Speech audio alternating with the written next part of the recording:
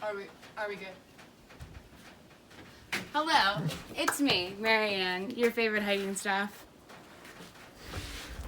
Here to share some wisdom. Before my first summer as a hiking staff in 2016, I took pride in being able to name every staff I had had and group name that I had been a part of for the previous 7 summers. There were so many important memories I was able to single out. Specific campsites where I couldn't sleep because I was too afraid of a ghost story. I'm thinking Skulls Gap, Old Man Wilburn, 17 Skulls, etc. Sobbing my way up the Iron Mountain Trail on my first hike every single day, and conveniently falling asleep during a retelling of the Polyester Pete story at Old Orchard on my third hike.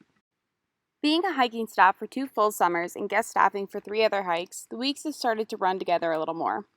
When you have the incredible privilege to hike 6 times in one summer instead of just 1 or 2 of your junior staffing, memories, moments, and inside jokes inevitably seem to become one whole journey instead of several separate weeks. Don't get me wrong, I'm still incredibly grateful for every person I've hiked with and week I've had, but it just takes a little more brain power to remember all the memories. This summer, I find myself feeling increasingly nostalgic for those very special once-a-summer feelings. Do you remember how it feels to turn off the 603 up onto the long driveway of the property?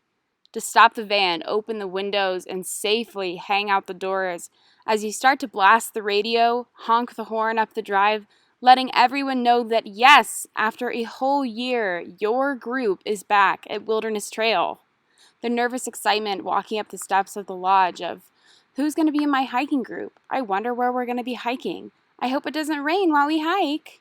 Coming up to trail gives us the feeling of escaping the real world and entering into a different realm. As a hiker, those feelings are so intense and moving, and yet they only come once a year. One of our biggest themes up at trail is the idea of taking the experience home. To break that invisible wall in between our bubble here in the woods and our home lives.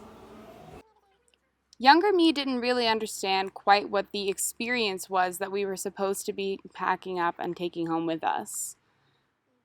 My go-to answer was always, new friends, but that didn't necessarily mean that I was about to be besties with my hiking group for the next year. These types of answers we've all given and have certainly held truth for us at the time.